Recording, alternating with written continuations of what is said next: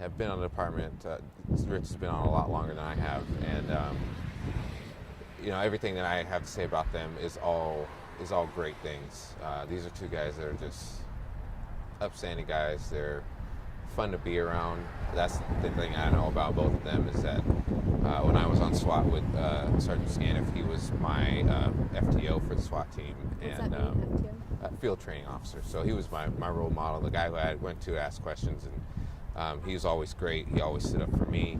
He stands up for everybody. He's a great commander for our SWAT team because he cares about his people, and that's what makes it tough because we all care about each other. Those guys have a really good connection with one another on the SWAT team. For that group specifically, it hurts a lot, and they're all working through it the best that they can.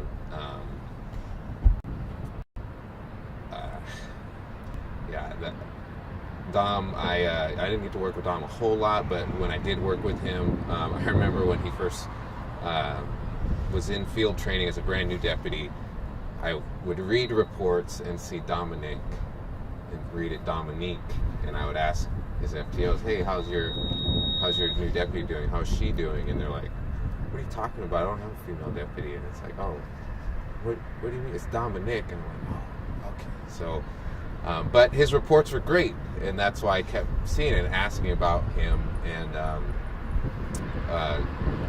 the few times I got to interact with him, I didn't supervise him directly, but, he's just a great guy.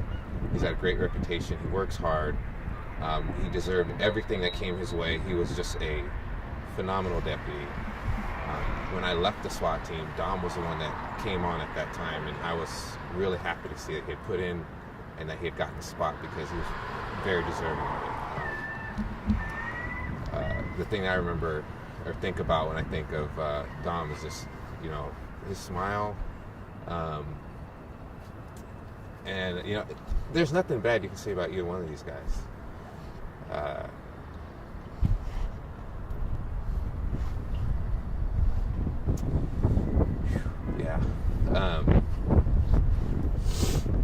Dom is he's a great dude. I've never seen him angry. I've never seen him yell at anybody. I know he probably has, but that's just not his personality. For being on the SWAT team, you think of, big, mean, tough guys. And not that they're not tough or brave or anything, but they've got big hearts. Dom is a really fun guy to be around. He's one of the nicest people that I know. And Rich is also he's a big, goofy guy. He's funny. Every time we see each other, we're both supervisors, but he's out in the mountain detachment, so I wasn't seeing him too often, but every time I see him on a SWAT call or something, there's always jokes to go back and forth, and I'm always getting pictures of him at SWAT calls and sending him texts like, hey, I got you. Use this for one of your SWAT videos or something. They're both really phenomenal deputies, phenomenal people, great friends. Anything changing for you guys today, knowing what might be ahead? Is it an all-call in, or how do you start your day? Is there anything different today?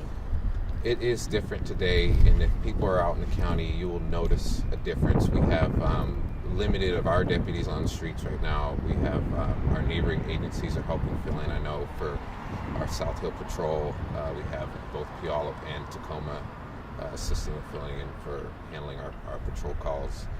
If you look at the parking lot behind me, it was pretty sparse this morning. A lot of our people are either at the hospital or at home today. We're thankful for the other agencies that are stepping in and helping us so that we can take time for ourselves. Right now we have no updates. Nothing has changed since last night, so we're all still pulling for both Deputy Calata and Sergeant Scaniffe. And we're just waiting to hear back from their conditions. It's kind of a cliche question, so I'm sorry to ask it, but you guys have been through this a lot, it seems.